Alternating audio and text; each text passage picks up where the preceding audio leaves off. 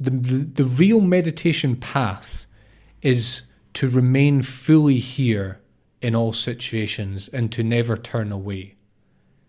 And that might sound trivial, but actually that is the path. Like that is that is you. If you can do that, you are recognizing who you are fundamentally. Who you are. Who are you, you might ask? Well, you are experience. You are this. You are everything. And so what's been happening your entire life is that you've been layering on top of this fundamental truth about who you are. You've been layering on top of it this story that, first of all, you are not this. And that story is so layered on that it's layered on so thick that what I'm saying right now might sound ridiculous to you. And it's layered on so thick that it will come as a big shock when you realize what I'm talking about. And it'll come as a shock, but it'll also be shockingly obvious at the same time. Like shockingly sort of scary in a certain way, but shockingly obvious. You are experience.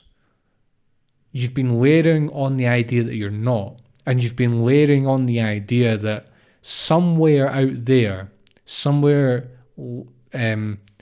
outside of your current experience, in some other place and in some other time, in some future where you are different in some way, you will find your true self. You will find your joy. You will find your own fullness. You have to realize that this is all a story in your own fullness. This is literally it's an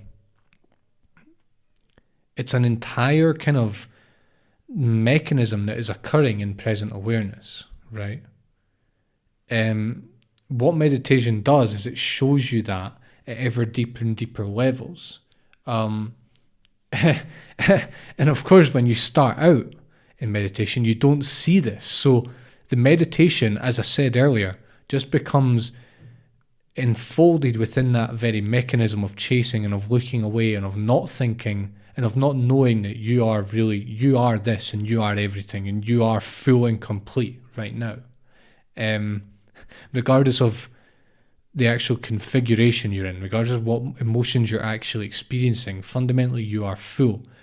Meditation just gets enfolded in that, so it becomes another tool for you to chase that fullness that you think you're lacking, right?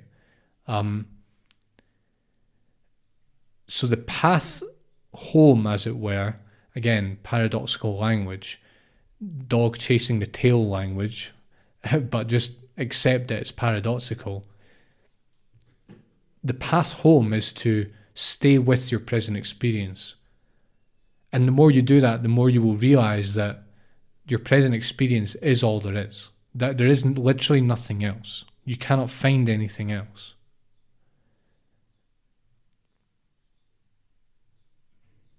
That is the ultimate resolution of this, is that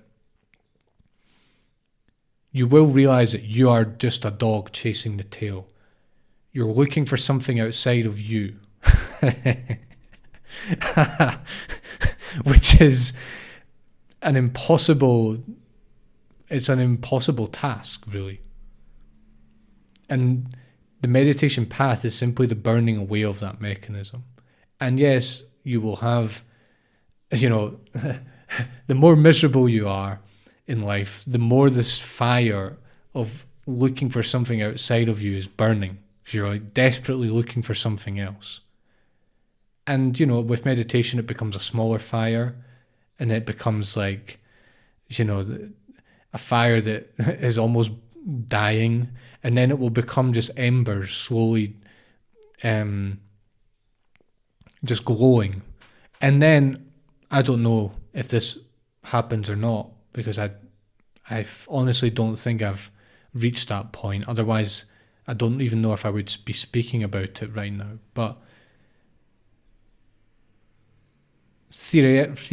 in terms of like the fire metaphor, theoretically, we can say that the embers will eventually just burn out, and all you're left with is yourself, and there is no striving, right?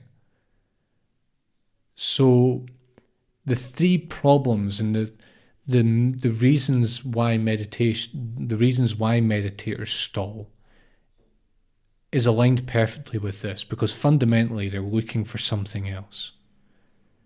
And what meditation does is show you that there is nothing else, very literally.